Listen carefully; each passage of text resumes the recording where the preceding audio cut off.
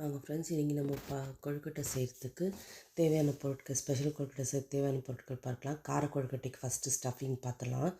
அதுக்கு 1 டீஸ்பூன் உளுந்து, 1 டீஸ்பூன் ஜீரகம், 1/2 டீஸ்பூன் மிளகு, ஒரு ஒரு சின்ன பவுல் நிறைய வேர்க்கடலை, 2 காஞ்ச மிளகா, கொஞ்சம் கருவேப்பிலை, 2 பல் பூண்டு, கொஞ்சம் தேங்காய் போட்டு இப்போ நல்லா நம்ம வறுத்து எடுத்துக்கலாம்.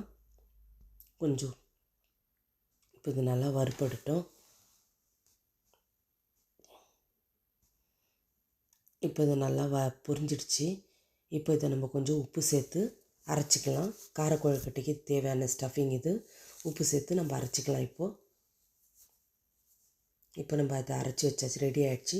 இப்போ நம்ம ஸ்வீட்டுக்கு ரெடி பண்ணிக்கலாம். அதுக்கு வெல்லத்தை கரைச்சி காய வச்சு நம்ம அதை வடிகட்டி எடுத்துக்கலாம். ஏன்னா மணல் இருக்கும் அதில்.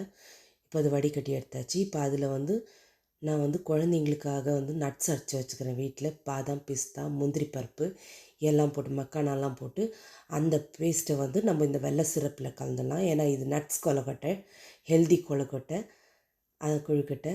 அதனால் நட்ஸு பருப்பெல்லாம் இதில் போட்டு நம்ம பிசைஞ்சு எடுத்துக்கலாம். ரொம்ப ஹெல்த்தியான கொழுக்கட்டை இது. இப்போ அதில் போட்டு பிசைஞ்சு வச்சுக்கலாம் நம்ம.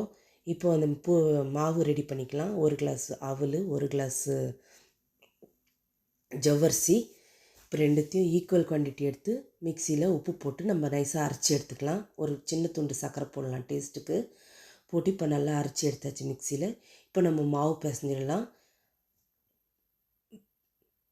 இப்போ நம்ம மாவு பிசையறதுக்கு இதில் ஒரு ஸ்பெஷல் இன்க்ரீடியன்ட் சேர்க்கலாம். ரோஸ் பெட்டல்ஸு நம்ம ஃப்ரெஷ்ஷாக எடுத்து இதில் போட்டால் நல்லா கலர் இருக்கும், ஃப்ளேவர் நல்லாயிருக்கும், வாசமும் நல்லாயிருக்கும். அதனால் நம்ம அதை சேர்த்துக்கலாம். இப்போ நம்ம சேர்த்தாச்சு. அப்படி இல்லாதவங்க காஞ்ச ரோஸ் பெட்டல்ஸ் கூட சேர்த்துக்கலாம். இப்போ சேர்த்தாச்சு. இப்போ இவ்வளோ 1 கிளாஸ் ஜவ்வரிசி, 1 கிளாஸ் அவலுக்கு எனக்கு 2 கிளாஸ் பால் தேவைப்பட்டது. அதே கிளாஸில் 2 தேவைப்பட்டது. 1 கிளாஸ் பால் ஊற்றி வெதுன்னு பாலை ஊற்றி நல்லா பிசைஞ்சிட்டேன். கொஞ்ச நேரம் ஊற வச்சுட்டு ஒரு அரை ஹவர் ஊற வச்சாச்சு. ஒரு 20 நிமிஷம் ஊற வச்சாச்சு.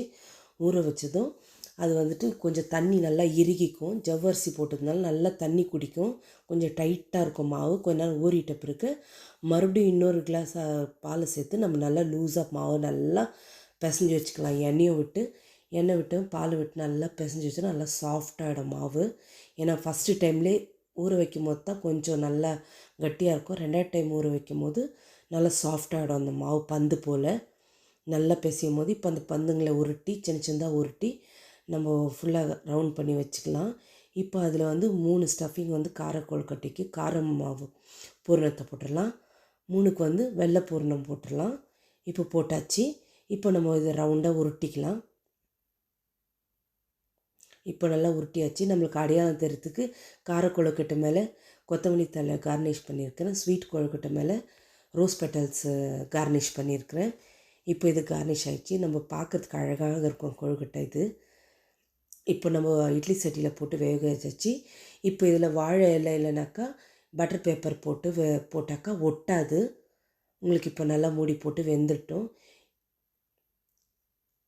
இப்போ நம்ம கொழுக்கட்டை ரெடி ஆகிடுச்சு. சூப்பரான கொழுக்கட்டை, சுவையான கொழுக்கட்டை ரெடி ஆகிடுச்சு. அது இட்லி சட்டியில் இருக்கும் போது சாஃப்டாக இருக்கும். சாஃப்டாக இருந்துச்சுன்னா வேகலைன்னு நினச்சிக்காதீங்க. வெளியில் எடுத்து வச்ச உடனே அது நல்லா ஆறிட்டு நல்ல பன்னு போல் ரொம்ப மெத்துன்னு இருக்கும், பஞ்சு போல். சூப்பராக சுவையான கொழுக்கட்டை ரெடி ஆகிடுச்சு. இப்போ நம்ம 3rd டிஷ் பண்ணலாம். அதுக்கு ரொட்டிக்கு மாவு பிசைஞ்ச மாவை ரொட்டிக்கு நல்லா தட்டி எடுத்துக்கலாம். சாஃப்டாக தட்டி எடுத்துகிட்டு இப்போ நம்மளுக்கு தேவையான மோல்டில் நம்ம கட் பண்ணிக்கலாம். எனக்கு ரவுண்டாக தட்ட வரல, அதனால் நான் மோல்டு எடுத்து கட் பண்ணிக்கிறேன் ரவுண்டு ஷேப்புக்கு. இப்போ நம்ம 3 ரொட்டி கட் பண்ணிட்டு இப்போ 3 ரொட்டி போட்டாச்சு. இப்போ இதுக்கு தேவையான கார்லிக் சட்னி நம்ம செஞ்சிடலாம். கார்லிக் சட்னி நல்லா காரசாரமாக சுவையாக இருக்கும் இதுக்கு. அதுக்கு 2 காஞ்ச மிளகா, கொஞ்சம் புளியும், ஒரு 10 பல் பூண்டு, 10 பல் பூண்டு போட்டு கொஞ்சம் கருவேப்பிலை போட்டு கொஞ்சம் உப்பு சேர்த்து ஒரு சின்ன துண்டு வெல்லம் சேர்த்து நல்லா வதக்கலாம். இப்போ நல்லா வதங்கிடுச்சு. இதை அரைச்சி எடுத்துக்கலாம் மிக்சியில் போட்டு. இப்போ நல்லா அரைச்சி எடுத்தாச்சு உப்பு போட்டு. இப்போ நம்ம சுவையான ரொட்டி கூட கார்லிக் சட்னி சுவையாக டேஸ்ட் பண்ணி பார்க்கறதுக்கு சூப்பராக இருக்கும். ட்ரை பண்ணி பாருங்கள் ஃப்ரெண்ட்ஸ். கொஞ்சம் அந்த மாவு பேசும் போது தான் கொஞ்சம் கஷ்டமாக இருக்கும் ஃபஸ்ட்டு டைமு, செகண்ட் டைமுன்ட்டு. மற்றபடி மீதி எல்லாம்